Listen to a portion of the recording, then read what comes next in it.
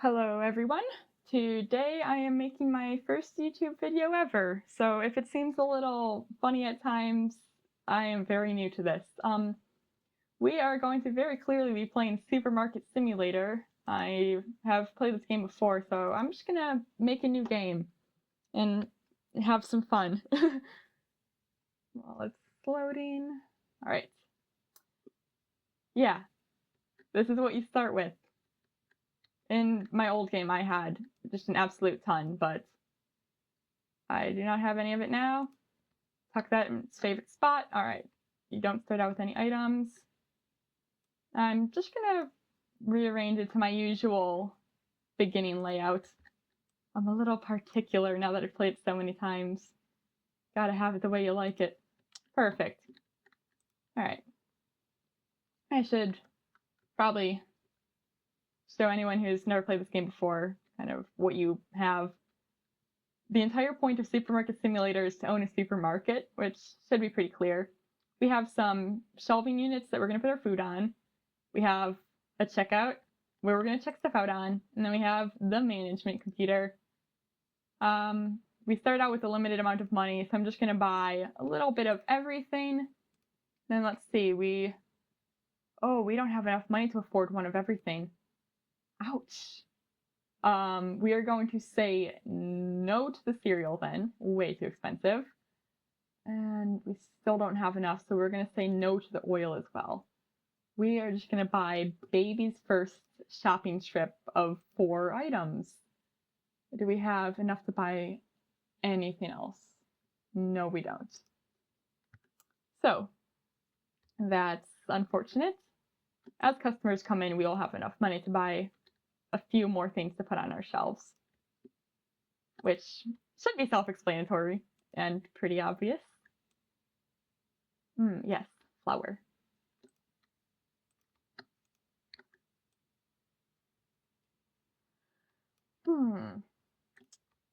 Then we're going to have to set the prices, which is personally quite fun. You can either set the prices from the computer, or we're just going to kind of come up here.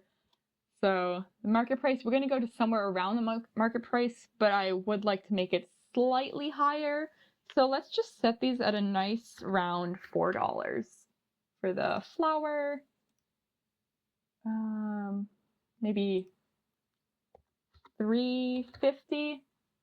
Customers will complain and refuse to buy stuff if it's too high, so we're just gonna kind of round up, but not go too far.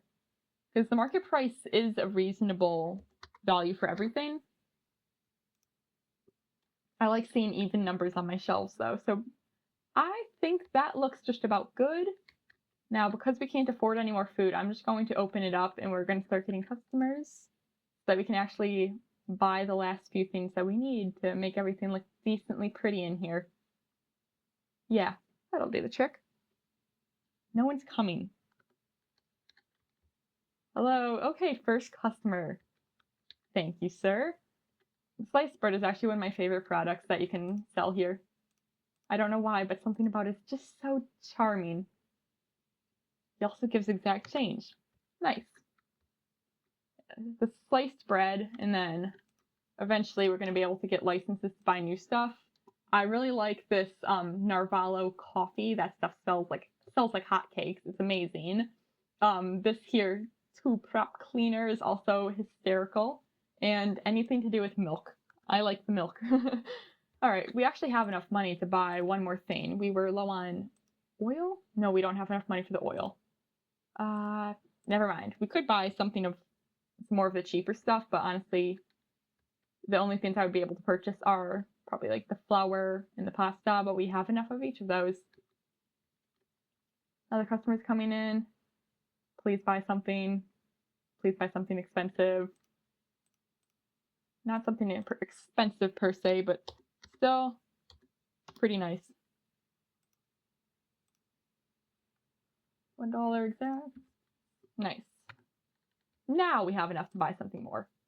We'll buy the oil. Sweet. I like moving fast in this game. You might be able to notice at a certain point. Alright, Perfect. Now the only thing we're missing is cereal, and hopefully people won't complain about not being able to find it until we can get it.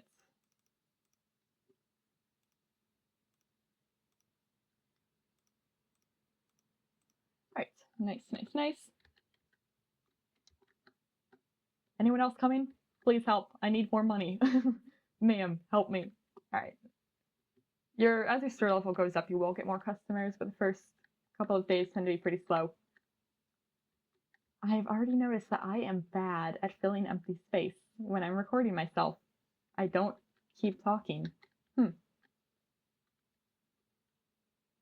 Oh my gosh, I forgot to set the price of this. Let's go with $5. Okay. Does it ring up as 5? Yes, it does. Nice. Wait. No, it rings up as its cheap price. Okay, so we made a mistake with that guy. All right. Wow, it is so easy when you set it all as even numbers. Giving change becomes an absolute dream come true compared to my last store where everything was set to just arbitrary numbers and it was atrocious to count change out for. All right. We're almost close to having enough. We just need someone to buy something that's like $5. How sad. Oh well. In the meantime, I will set the cereal price to be $6 preemptively, because I can also change the prices from here. And then once we actually get the cereal, it'll already be at full price for selling it for now. Well, I've never seen that customer before. And I've played this game a lot, as my friends can attest to. Good day, sir. All right. We have enough now, so I'm going to go to market. Perfect. Now we have a little bit of everything that we can get for now, at least. Isn't everything that you can, like, fully get. That will take us a while. But shouldn't be too difficult to at least get a few more items available. Now, what I can't wait for is being able to get employees, because having a cashier makes everything so much nicer. Because then I can just sort of escape. Because there's a lot of really fun things I like to do that are really stupid. Like this ladder, it kind of looks like a background item, but I can jump up it, and then you can't actually jump onto the balconies. They have no collision, the fire escapes that is. But I can stand up here, and then jump down, and then help my customers. Whee! I also like how if you click on the cash register from the wrong side, you just automatically teleport to the proper side. Alright. And there's also something really funny that I like to do, where if I get onto this very specific mailbox, I can jump into the tree, and everything just becomes a scary mess, so I'm gonna get out of the tree for now. But I have a lot of fun causing shenanigans in this game and making customers wait to get their food checked out. Also gonna turn on the lights real quick. Perfect. Alright, yes, hello, sir. Where on earth are you going in a suit like that on a night like this? This shouldn't be the grocery store. Everyone here looks so bizarre. They all have a lot of personality. I like that. Alright.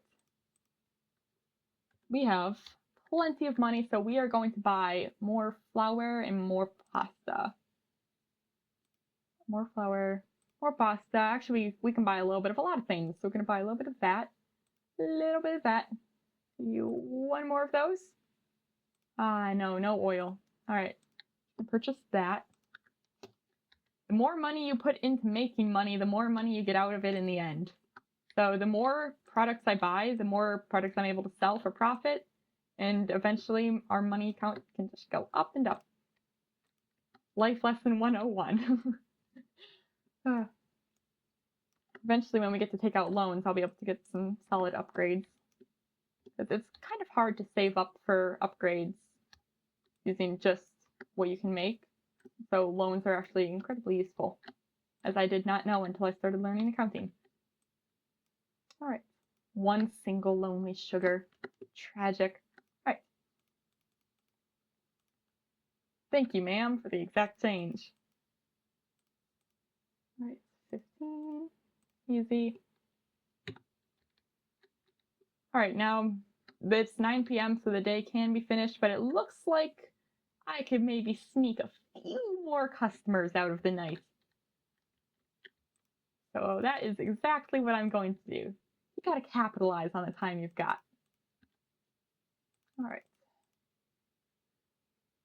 $1.50. I like that they give you the 50 coin option, $half option. Very nice. Very convenient. It's not something that happens at a lot of places I've known, having just $half coins everywhere. All right, is anyone else coming to my store? Nope, no one?